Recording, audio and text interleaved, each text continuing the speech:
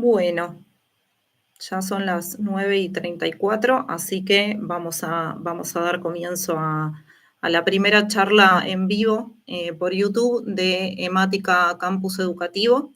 Así que les doy la bienvenida. Yo soy María Salado Varela, soy veterinaria recibida en la UBA y junto con Cecilia Adamson, que es mi colega que está como moderadora en el chat, somos ambas directoras de Emática Campus Educativo, que es un proyecto que nació hace 2 años tendiente a formar más hematólogos y hematólogas en lo que es veterinaria, ya que consideramos que es una especialidad súper necesaria, cada día más necesaria, y con la cual contamos muy pocos colegas que se desempeñen en esta especialidad. Por otro lado, además de eso, creemos que la sangre como tejido es un eje central en lo que es la salud de nuestros pacientes y que todo veterinario debería tener formación, aunque sea mínima, en hematología, y creemos que a lo mejor no salimos de la facultad con el bagaje suficiente como para lograr una buena interpretación de todo lo que son las patologías hematológicas. De la mano de todo esto, y porque siempre nos gustó la docencia, y porque además de crear el campus educativo hace 15 años que somos veterinarias y que ejercemos la hematología todos los días, desarrollamos hemática ya hace 2 años y medio casi, con sucesivos cursos que fuimos dictando con mucho éxito y con mucha aprobación de los colegas que han tomado esos cursos.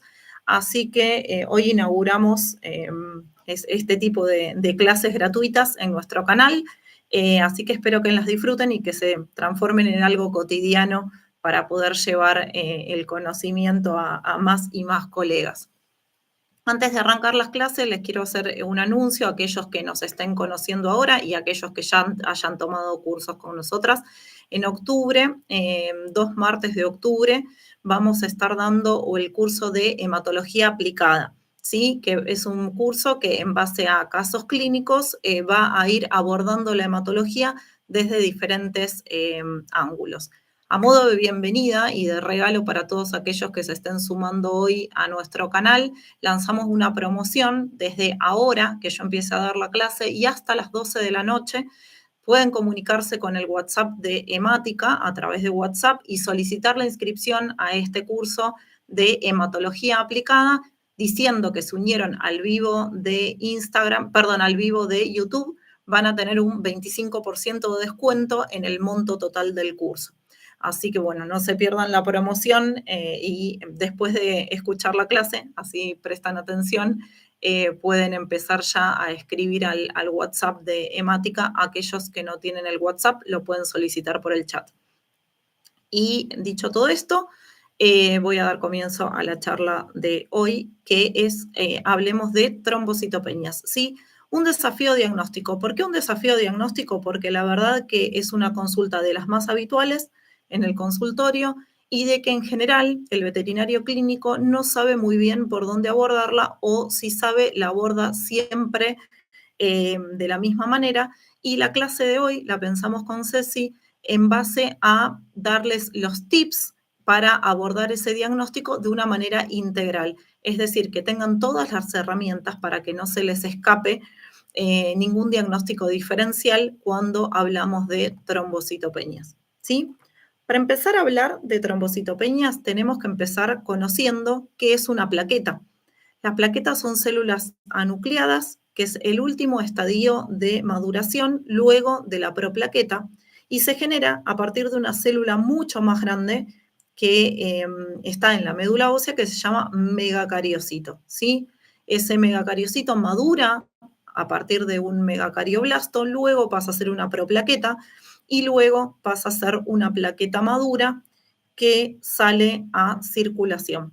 En circulación, las plaquetas viven entre 9 a 12 días, se tiñen de acidófilo con la tinción de tipo Romanowski, contienen gránulos alfa y gránulos densos, ¿sí? En su interior, es decir, la plaqueta no es una célula vacía, a lo mejor como la idea que tenemos todos, ni siquiera es como un pedacito de célula, ¿sí? dentro de la plaqueta hay gránulos y hay gránulos que sirven para diferentes funciones, ¿sí? Tenemos que saber que en los felinos estas plaquetas tienden a agregarse al ponerse en contacto con el anticoagulante. En el canino también pasa, pero en el felino es algo completamente habitual, ¿sí?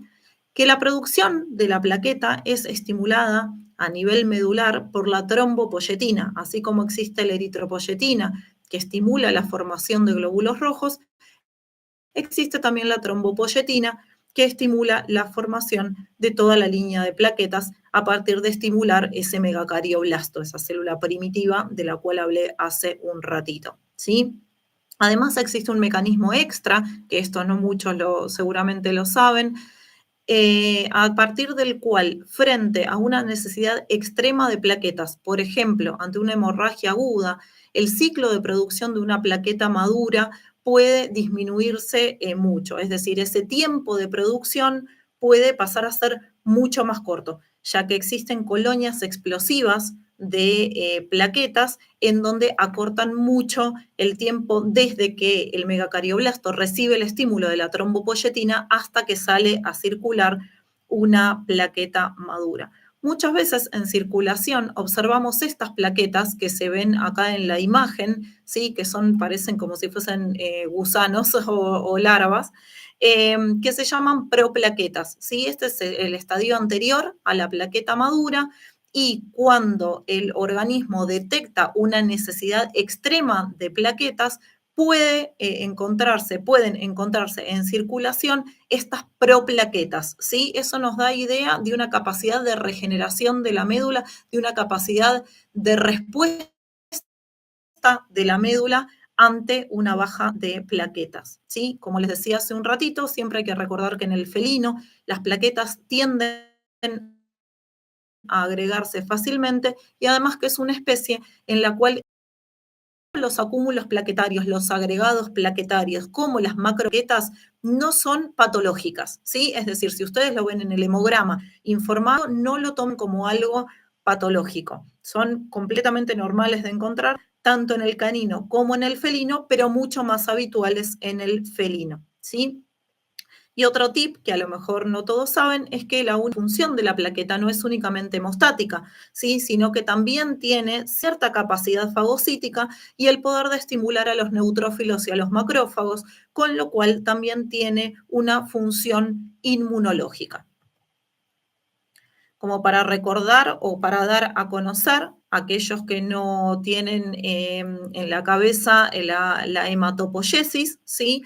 Recordemos que a nivel de la médula, las células madres se dividen principalmente en dos precursores, el precursor común mieloide y el precursor común linfoide, y el megacariocito, como lo pueden ver a la izquierda, va a madurar a partir de, o se va a originar a partir de ese precursor común mieloide. Es decir, a partir de esa célula madre pluripotente mieloide, se van a desarrollar no solamente los granulocitos y los macrófagos, ¿sí? Sino también los eritrocitos y el megacariocito. Si nosotros comprendemos esto o tenemos esta información el origen del megacariocito, es muy fácil entender, por ejemplo, por qué cuando hay una anemia hemolítica y esos precursores eritroides están muy aumentados, porque la médula está funcionando a una velocidad extrema para tratar de reponer ese hematocrito que está disminuyendo en forma rápida, también solemos encontrar de la mano de esa respuesta regenerativa un aumento en el número de plaquetas, ¿sí? Porque justamente la célula precursora es la misma que da origen a los glóbulos blancos granulocíticos, a los monocitos macrófagos, a los eritrocitos y también a la plaqueta.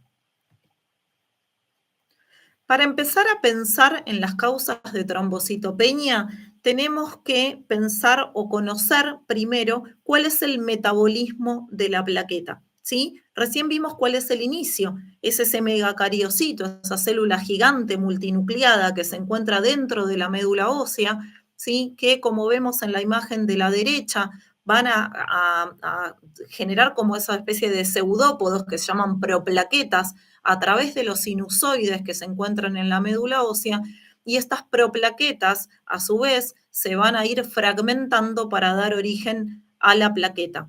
La plaqueta circula, como dijimos recién, entre 9 a 12 días, 8 a 10 días, según la bibliografía, y por supuesto que en el transcurso de esa circulación la plaqueta se va consumiendo, ¿sí? A medida que es necesaria para generar el tapón hemostático en las diferentes lesiones que encuentra en el endotelio.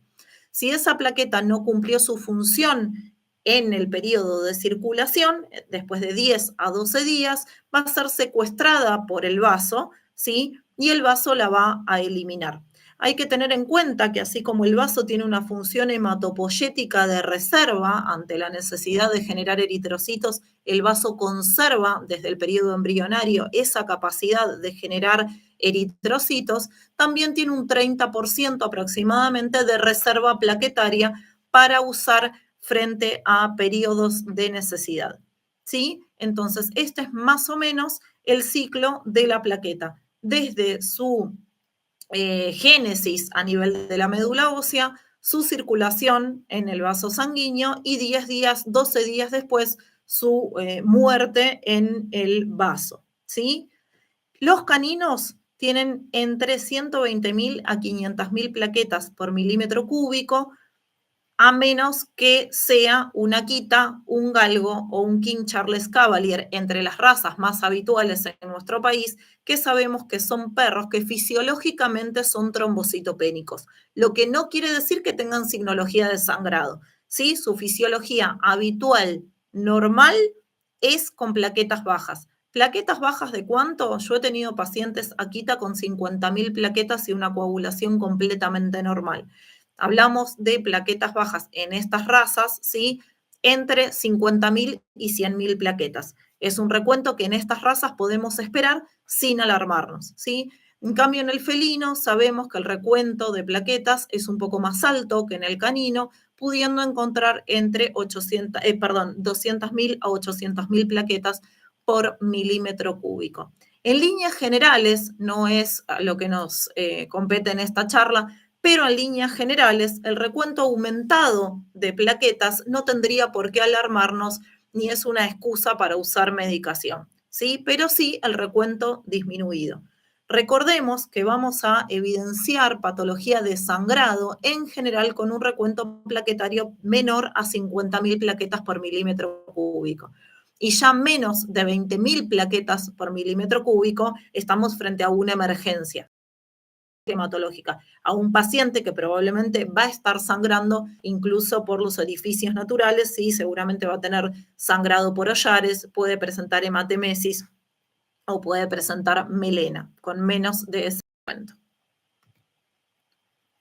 Entonces, perdón, voy a la diapositiva anterior. Entonces, cuando pensamos en causas de trombocitopenia, tenemos que pensar básicamente en dónde puede estar ocurriendo el problema, ¿sí? Si el problema se da por falta de producción, es decir, un problema que se aloja netamente en la médula ósea, si el problema se da por un exceso de consumo de esa plaqueta, si en esos 8 o 12 días que la hablando, hay un exceso de consumo o hay un aumento de las pérdidas, así decirlo, o si finalmente el problema lo encontramos en el vaso que va a estar secuestrando esas plaquetas de forma anómala por un problema que radica en ese órgano, ¿sí? Entonces, una vez que tenemos internalizado el mecanismo, el metabolismo de la plaqueta, podemos pensar estas como 3 estaciones en donde ir a buscar la causa de la trombocitopenia que presenta mi paciente.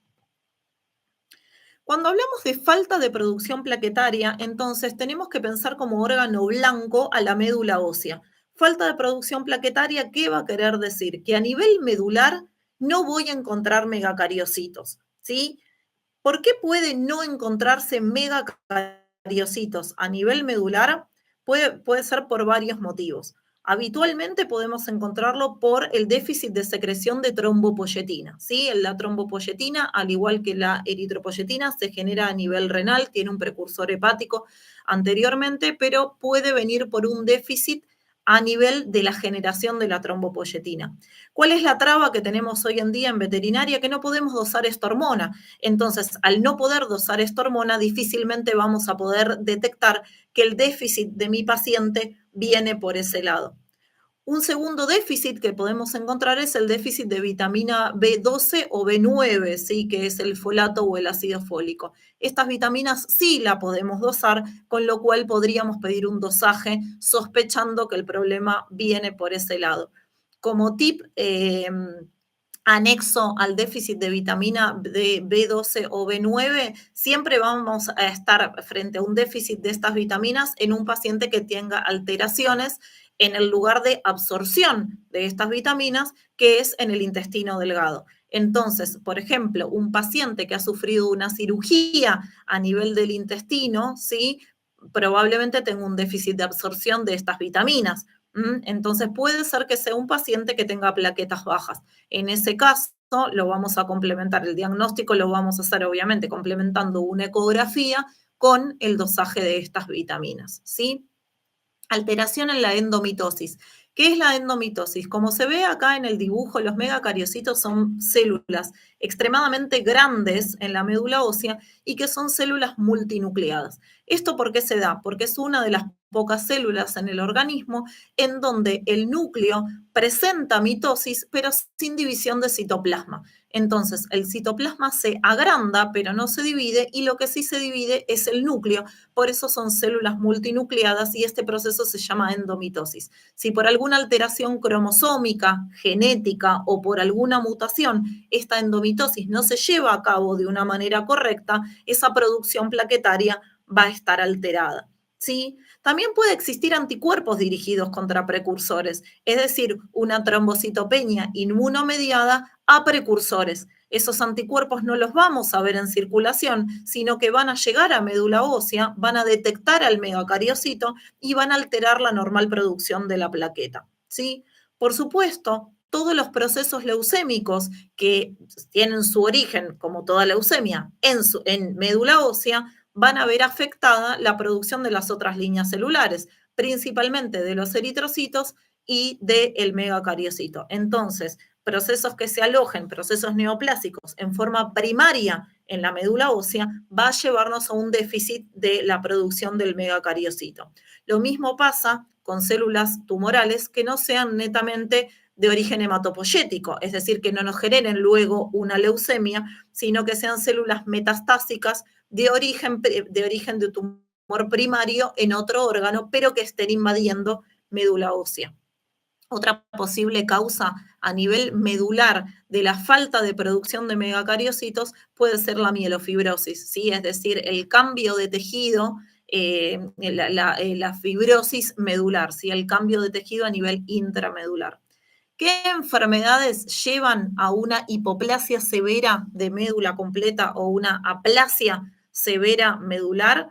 El BIF, el BILEF, sobre todo, más que el BIF, pero con el BIF también está descrito, y la erliquiosis crónica a la cabeza de lo que sería el canino. Entonces, también tenemos que pensar en estas enfermedades si llegamos a tener no solamente trombocitopenia, sino también citopenias de otras líneas, es decir, anemia, trombocitopenia y leucopenia en canino o en felino, tenemos que pensar directamente en estas enfermedades infecciosas como mayor agente causal de aplasia o hipoplasia severa, ¿sí? Pacientes que estuvieron sometidos a quimioterapia, ¿sí? O a terapéuticas prolongadas con estrógenos, sabemos que está descripta también la hipoplasia o aplasia medular por el uso de estas drogas y entonces también va a ser una causa secundaria a que mi paciente no tenga precursores megacariocíticos a nivel medular, ¿sí? ¿Cómo se diagnostican todas estas causas? Algunas ya les di algunos tips mientras estaba hablando, pero básicamente el diagnóstico va a ser a través de la citología de médula ósea. Si bien a través de una citología nunca vamos a poder diagnosticar una mielofibrosis o una aplasia, porque esos diagnósticos solamente los puede dar un patólogo a través de una biopsia de médula ósea, realmente la citología de médula ósea es una herramienta muy útil para poder por lo menos acercarse al diagnóstico. ¿sí? Porque la realidad es que si yo hago una citología y en esa citología no veo precursores, lo más probable es que el problema que acarrea la falta de plaquetas esté en la médula ósea del paciente. Entonces, recordar todas estas causas cuando estemos hablando o pensando en una falta de producción plaquetaria. Así como les di todos estos motivos, también les voy a decir otra cosa. Es muy raro que haya un déficit primario de megacariocitos a nivel medular. ¿Sí? No es lo habitual. En general, cuando hay una falta de precursores de megacariocitos a nivel de médula, es porque se combina también con anemia y leucopenia severa por alguna otra causa. Es raro que como única manifestación no encontremos megacariocitos a nivel medular. Es extremadamente raro. Dijimos que si el problema no está en la médula, es decir, que si esa médula la chequeamos y esa médula tiene precursores de plaquetas, tiene megacariocitos, tenemos que pensar como en nuestra ruta diagnóstica en el siguiente eslabón de la cadena. Si la médula anda bien, el siguiente eslabón que yo tengo que chequear es que las plaquetas no se estén perdiendo mientras circulan. Y la realidad es que esto es lo que pasa más habitualmente, es decir, que dentro de la circulación es donde vamos a tener que buscar las causas habituales de trombocitopenia. ¿Sí? Y estas causas más habituales, ¿cuáles son? La hemorragia severa, una hemorragia activa, obviamente que voy a tener un déficit plaquetario por exceso de consumo. Esta es una trombocitopenia muy fácil de diagnosticar porque voy a tener un paciente con una hemorragia probablemente activa, que va a ser acompañada obviamente con un descenso rápido del hematocrito y recordemos que también con un descenso rápido de las proteínas totales, pero ojo, porque a veces las hemorragias son internas, ¿sí? Entonces no son tan fáciles de detectar. A ver, si tengo un paciente que sufrió una lesión, no sé, por ejemplo, un choque o un automovilístico o una caída de altura y viene sangrando al consultorio, no me voy a preguntar por qué ese paciente tiene las plaquetas bajas, ya lo sé. Pero si tengo signos de sangrado evidente, pero no veo un sangrado en el paciente, lo primero que tengo que ir a revisar, porque es la mayor casuística, es un sangrado a nivel intestinal.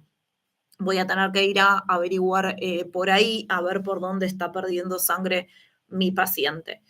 Una coagulación intravascular diseminada, por supuesto que también lleva, ¿sí?, a un consumo excesivo de plaquetas, con una clínica que acompaña a toda esa coagulación intravascular diseminada. Una TIM, que las TIM, recordemos que son las trombocitopenias inmunomediadas primarias, y ahora vamos a hablar un poquito de la TIM aparte. Patologías inmunomediadas, pero que no sean primarias del paciente. Y acá voy a hacer una salvedad. Uno cuando habla de patología inmunomediada, siempre a la cabeza se viene lo que es autoinmune, ¿no? Y hay que tener presente que todo lo que es autoinmune es diferente a que sea inmunomediado. Cuando yo describo una patología como inmunomediada, estoy hablando que está el sistema antígeno-anticuerpo involucrado en esa patología. Lo que no quiere decir que sea autoinmune. Una patología autoinmune es que el organismo, porque sí, empezó a detectar como anómalo algo del cuerpo que no tendría que detectar como anómalo. Entonces existen las trombocitopenias autoinmunes, así como existen las anemias autoinmunes. Es decir, el sistema inmunológico empezó a reconocer como extraño algo que tendría que reconocer como propio, sin una causa. Por eso se llama primaria, trombocitopenia inmunomediada primaria o anemia inmunomediada primaria o autoinmune. ¿Sí? No hay una causa y el sistema inmunológico empezó a reconocer eso como anómalo. Es muy diferente que haya una patología inmunomediada, y en este caso vamos a poner, si quieren, para que sea más didáctico, una patología inmunomediada secundaria. Es decir, que hay alguna enfermedad que estimuló al sistema inmunológico para que a esa plaqueta la reconozca como anómala. No se dio porque sí, hay una causa previa. ¿Y esas causas previas cuáles pueden ser? Neoplasias. Cualquier neoplasia que se forme en cualquier lugar del organismo puede generar anticuerpos contra plaquetas. ¿Por qué? Porque los tumores necesitan nutrirse de sangre. Esa sangre le tiene que llegar al tumor. Con lo cual, en general, se secretan bastantes anticuerpos contra todo lo que sea coagulación, ¿sí? Al tumor no le conviene que se coagule nada, le conviene recibir sangre.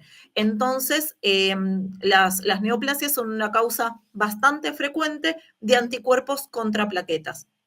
Enfermedades como el lupus, netamente inmunológico, también puede llevarnos a déficit plaquetarios.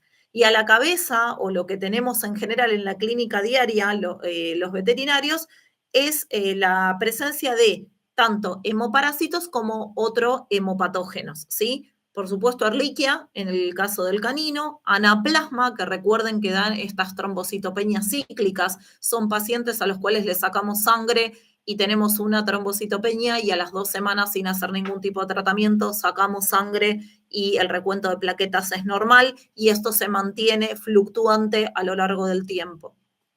Con Leishmania también podemos tener procesos de trombocitopenia y ya sin ser hemoparásitos, siendo virus, en el gato la causa principal infecciosa de trombocitopenia es el BIF y principalmente el BILEF. Todo gato con trombocitopenia, primero chequeen que no haya una pseudotrombocitopenia. ¿Qué es la pseudotrombocitopenia? Es un recuento bajo de plaquetas, pero por una mala técnica. Y esto es lo que generalmente sucede en el felino, ¿sí? Que simplemente se hace el recuento de plaquetas en los contadores hematológicos, que sabemos que las plaquetas del gato no las cuenta como corresponde, y no hacemos un frotis para hacer un recuento de plaquetas en frotis, como debería hacerse en todo felino. ¿Sí? Si en el cuerpo del frotis aún así seguimos sin encontrar plaquetas, nos tenemos que ir a la cola del frotis, en donde probablemente encontremos los acúmulos plaquetarios. Ante la presencia de acúmulos o agregados plaquetarios, tenemos que informarle al clínico, si somos el veterinario que actúa desde el laboratorio, que las plaquetas de ese paciente están normales, es decir, no están bajas. El contador las informa como bajas, pero están acumuladas y eso el contador no lo cuenta o lo cuenta como si fuese un glóbulo blanco. Entonces, esto se conoce como pseudotrombocitopenia, ¿sí? Y es lo más habitual en el felino, ¿sí? Si la trombocitopenia, o sea, la pseudotrombocitopenia en el felino está descartada con un correcto recuento plaquetario en frotis, entonces en la próxima patología que yo pienso es en el BILEF, en general en los gatos con plaquetas bajas, ¿sí? Fármacos, la utilización de ciertos fármacos también sabemos que están descritas como posible causa de disminución de plaquetas a nivel circulatorio, ¿sí? Otros agentes infecciosos que no sean hemopatógenos, está descrito el estreptococo como agente y también se describió o se vio una relación causal entre la existencia de la Escherichia coli, ¿sí? Y la trombocitopenia y procesos infecciosos generalizados, ¿sí? Como las CIRS, las pancreatitis, las hepatitis, todas esas patologías también pueden causar disminución del recuento plaquetario.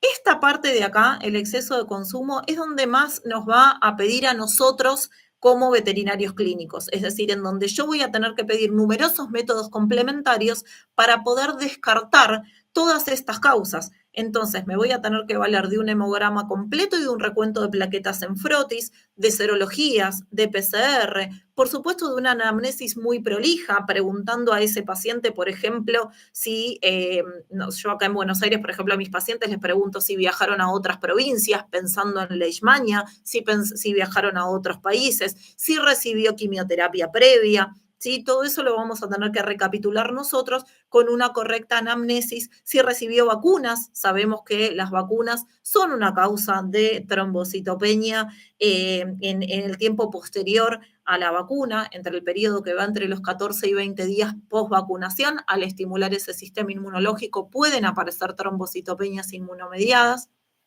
y pedir, por supuesto, anticuerpos antinucleares para tratar de diagnosticar alguna patología inmunomediada, como por ejemplo el lupus, ¿sí? Entonces, en este caso, cuando nosotros estemos sospechando de un exceso en el consumo de esas plaquetas, vamos a tener que tener una ruta diagnóstica muy ordenada y muy completa para poder tratar de dilucidar la causa. Por supuesto, las imágenes en busca de neoplasias, tanto en tórax como en abdomen. Y acá les traje un apartado de lo que es el consenso de diagnóstico de trombocitopenias inmunomediadas en caninos y felinos, está en internet, se puede bajar de cualquier página donde podamos bajar papers, está en PubMed, por ejemplo, en donde se hizo un estudio, ¿sí? En donde tanto en el canino como en el felino se trataron de buscar una asociación causal estadísticamente fuerte, ¿sí? Entre infecciones, neoplasias, drogas, toxinas, inflamación y vacunas versus la trombocitopenia, ¿sí? Se reconoció como una relación causal fuerte a un parámetro estadístico que era mayor a 5, que está delimitado en el gráfico en la segunda línea punteada horizontal. Fíjense que donde dice IME, que es la correlación que buscaron entre el evento causal y la trombocitopenia, tenemos una escala de 0, 2, 4, 6 y 8. Por arriba de 4 hay una línea punteada y esa línea es como la primer línea divisoria que se usó como para encontrar una asociación causal. ¿Sí? Fíjense que en el caso del canino, si tomamos una asociación causal con un método estadístico fuerte que demuestra asociación, tenemos como principal causa las infecciones. ¿Sí? Entonces, como a la cabeza, las infecciones como causa de trombocitopenia inmunomediada en el perro. Le sigue la utilización de drogas, ¿sí? Si lo pueden ver ahí, es la que está en violeta, y un poco menos las neoplasias. Si consideramos ya lo que está entre 4 y 6, ya empiezan a entrar los otros factores o los otros eventos causales como causas fuertes de trombocitopenia. Pero si yo simplemente tomo como referencia lo que está por arriba de 4, diría que las mayores causas de trombocitopenias inmunomediadas en el canino pueden ser las infecciones, le sigue el uso de ciertas drogas y después las neoplasias, ¿sí? Miren en cambio lo que pasa en el felino. Prácticamente no se encontró asociación causal entre estas causas descritas en el canino y la trombocitopenia en el felino. Yo creo que simplemente esto no se encontró porque la trombocitopenia en el felino es extremadamente rara, ¿sí? Si quieren leer el consenso, es largo, pero es bastante didáctico, está bastante claro como para amigarse un poquito más con las trombocitopenias. No solamente hace asociaciones causales entre esto que les describo y las trombocitopenias, sino también que proporciona un algoritmo diagnóstico, ¿sí? En cómo llevar correctamente, valga la redundancia, este algoritmo para llegar al diagnóstico correcto. Es un poco el resumen de lo que estamos exponiendo en esta clase. Entonces hablamos de las causas que se pueden presentar a nivel medular, como por falta de producción de plaquetas. Una segunda instancia, que son todas las causas que puede hacer que haya una disminución en el recuento de plaquetas durante la circulación, durante esos 8 a 12 días de circulación de esa plaqueta. Y finalmente llegamos al final del ciclo averiguando un poco qué pasa en el vaso, ¿sí? Recuerden que en el vaso, si esa plaqueta que venía circulando hubo una marcación por anticuerpos de esa plaqueta, ese vaso va a aumentar ese secuestro esplénico porque sabe que esa plaqueta está marcada por un anticuerpo. ¿Sí? Eso es un secuestro esplénico, pero de una secundario a una patología inmunomediada. Cuando nosotras acá con Ceci vamos a hablar de una patología esplénica como causa de la disminución de plaquetas, estamos hablando de una patología primaria que tenga asiento en ese vaso, ¿sí? Por eso acá describimos como principal causa de disminución plaquetaria por el vaso las neoplasias que tengan origen en vaso, ¿sí? Por ejemplo, el linfoma de vaso, por ejemplo, la histiocytosis maligna, por ejemplo, un hemangiosarcoma, por ejemplo, un mastocitoma. Es decir, cualquier tumor primario de vaso puede llevar a una trombocitopenia, ¿sí? Y, como les dije recién, las alteraciones inmunológicas secundarias, que en este caso el vaso no tendría la culpa. El vaso es el órgano final en donde va a morir esa plaqueta, donde va a terminar su ciclo de vida esa plaqueta. ¿Cómo se diagnostican las patologías de vaso? Por supuesto, mediante ecografía, en donde la mayoría de las veces vamos a ver o una esplenomegalia o una alteración del patrón de ese vaso, ¿sí? Y obviamente con una punción ecoguiada de vaso. Con la citología de vaso mediante la punción ecoguiada hay que hacer una salvedad, y es que muchas veces, si las plaquetas están con un recuento menor a 50.000 plaquetas por milímetro cúbico, puede ser que la punción de vaso nos atemorice un poco por el riesgo de sangrado. Realmente es muy raro que haya una hemorragia en una punción de vaso, ¿sí? Pero si las plaquetas pueden estar por arriba de 50.000 en el momento de hacer la punción de vaso, ya nos quedamos tranquilos y esa muestra se puede tomar sin problema. Yo muchas veces me enfrento a la dificultad de decir, tengo un paciente con trombocitopenia, tengo un paciente con esplenomegalia y alteración de ese patrón esplénico, y le quiero tomar una muestra, pero es un paciente que tiene 70.000 plaquetas, por ejemplo. Entonces, el ecografista me llama y me dice que no va a tomar la muestra porque tiene miedo a un sangrado. Sepamos que por arriba de 50.000 plaquetas es extremadamente raro que exista un sangrado de vaso, sobre todo si además lo acompaña con un coagulograma en donde los tiempos de TP y de KPTT están dentro de los valores normales. Recordemos que la plaqueta es el punto inicial de la cascada de circulación, pero no es el único elemento indispensable.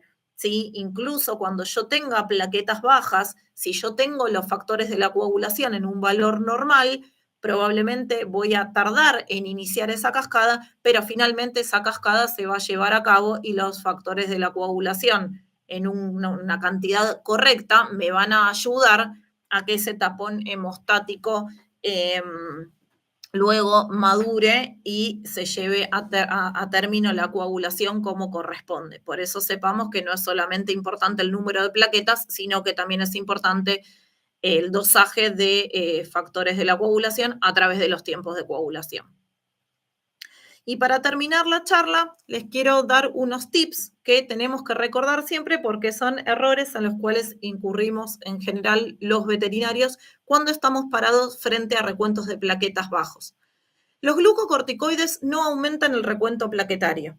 Es decir, si yo tengo un paciente con plaquetas bajas, no por darle corticoide voy a mejorar ese recuento.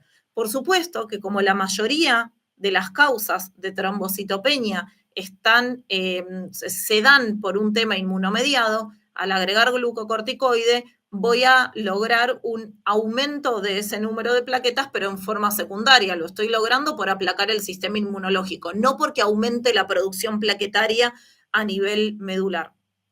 La causa más frecuente de trombocitopenias, sacando las causas infecciosas, son los procesos linfoproliferativos. Entonces, si yo tengo un paciente con plaquetas bajas en el cual ya hice el descarte de hemoparásitos, en el segundo diagnóstico diferencial que tengo que pensar es en un proceso linfoproliferativo, a nivel de vaso, a nivel de linfonódulos o a nivel de médula. Buscar una leucemia linfoide o un linfoma en algún lado. Y si no lo encuentro, es un paciente que va a tener que quedar en control tanto de imágenes como de hemogramas, porque en algún momento puede aparecer ese proceso linfoproliferativo patológico que me está ocasionando a veces mucho tiempo antes esta disminución de plaquetas. Al diagnóstico de trombocitopenia inmunomediada primaria, es decir, esa que sí, honestamente, es autoinmune, se llega únicamente cuando hemos descartado todas las otras causas de trombocitopenia. La raza con mayor prevalencia de trombocitopenia inmunomediada primaria o de trombocitopenia autoinmune, sí, es el caniche, por lejos. Y diría que le siguen los yorkies, pero por lo menos en mi experiencia de consultorio. Pero tengan en cuenta eso, ¿sí? Solamente vamos a decir que es una trombocitopenia inmunomediada primaria cuando hayamos descartado todas las causas, es decir, cuando hayamos seguido toda la ruta diagnóstica de la cual yo les hablé recién. Vamos a ir a otro punto controversial, que es la transfusión de plaquetas. La transfusión de plaquetas no es útil, ¿sí?, en veterinaria. En medicina humana, cuando tengo que reponer plaquetas, se transfunden más de 3, 4 unidades de plaquetas en la misma transfusión, ¿sí? En medicina veterinaria, con suerte, podemos transfundir 1 a 2 unidades con muchísima suerte, en las cuales nos va a aumentar el número de plaquetas en muy poquito, en 5.000, aproximadamente 5.000 plaquetas por unidad de plaqueta transfundida. Además, tenemos el agravante que la plaqueta tiene que ser transfundida en un tiempo muy corto una vez que se extrae de la unidad del donante, ¿sí? Entonces, entre que tenemos más o menos 8 horas como mucho para hacer la transfusión y que esa transfusión de plaquetas nos aumenta en muy poquito el número de plaquetas, la transfusión de plaquetas no es un método útil para lograr una elevación de ese recuento. Esto hay que tenerlo en cuenta porque muchas veces nos volvemos locos tratando de conseguir plaquetas y no es el método adecuado o a lo mejor no sería lo más útil, salvo en pacientes que, como dije antes, tengan un recuento menor a 20.000. ¿Pero qué pretendo? ¿Llevar ese paciente que a lo mejor tiene 5.000 plaquetas a un recuento de 100.000 plaquetas con una transfusión? No, lo que yo voy a pretender es sacarlo de ese rango peligroso para la vida que es menos de 20.000 plaquetas. ¿Sí? Voy a tener que calcular las unidades de plaquetas que necesito para lograrlo, pero nunca lograr un recuento de plaquetas normales. En principio, la causa principal de trombocitopenia en el felino, como dije antes, es el VILEF, ¿sí? Bien, estábamos hablando del tema de la transfusión de plaquetas y les estaba contando, no sé en qué momento se habrá cortado, que no es útil en veterinaria, ya que las unidades que se transfunden reponen muy pocas plaquetas, ¿sí? Cerca de 5.000 plaquetas por unidad, y además son muy peligrosas a nivel inmunológico por las reacciones transfusionales que pueden generar. Entonces, que ante la urgencia de transfundir un paciente con plaquetas porque el recuento es por debajo de 20.000 plaquetas por milímetro cúbico, esas unidades que yo voy a transfundir van a ser tendientes a llevar un recuento por arriba de 20.000, pero nunca voy a esperar a poder normalizar el recuento de plaquetas con una única unidad de plaquetas. Además, por otro lado, la vida útil de la plaqueta en un concentrado plaquetario es muy, muy corta. Entonces, esa transfusión, para que sea útil, debería hacerse en forma inmediata desde el donante hacia el receptor, ¿sí? Después, el otro ítem que nos faltaba rever es que les describí acá que en el felino la causa principal de trombocitopenia es el VILEF. Prácticamente el felino es una especie que no presenta enfermedades que le generen trombocitopenia. Con lo cual, si tienen un paciente felino con trombocitopenia, la primera causa a descartar es el VILEF. Secundariamente a eso, como les dije antes, busquen trastornos linfoproliferativos, ya sea a nivel de algún órgano, ¿sí? Como puede ser un linfoma, o a nivel de médula ósea, como puede ser una leucemia linfoide, de origen linfoide. Y por último, y para terminar, me faltaba muy poquito antes de que se corte la transmisión, era tomar las muestras sanguíneas necesarias antes de iniciar ningún tipo de medicación. ¿Sí? Tengan en cuenta que nosotros, una vez que iniciamos cualquier medicación, ya sea corticoide, antibiótico, ácido tranexánico o cualquier medicación que nosotros querramos implementar frente a ese paciente que tiene plaquetas bajas, estoy alterando la ruta diagnóstica posterior.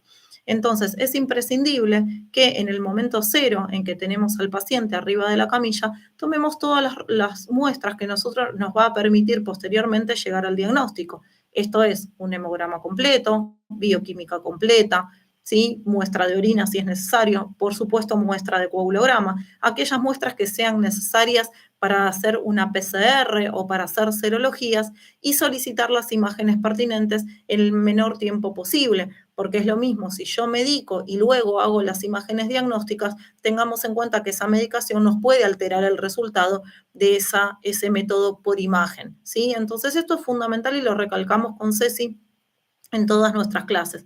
Cuando ustedes tienen un paciente arriba de la camilla, lo importante es tomar todas las muestras en ese mismo momento.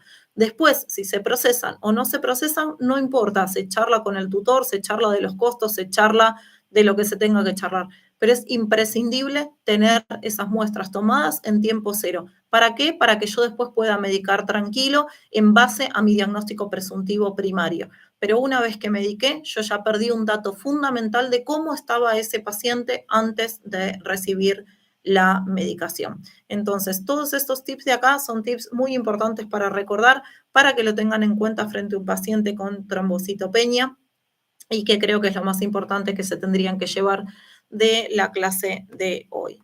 Con esto damos, ahora sí, que espero que haya terminado bien el vivo y se haya visto hasta acá, damos por finalizada la clase de hoy. Tanto Cecilia Adamson como yo les damos las gracias por acompañarnos.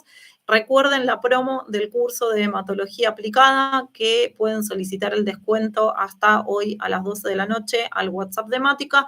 Y como dije antes, esta charla va a quedar subida a YouTube, probablemente vamos a subir el video sin el corte que hubo en el medio.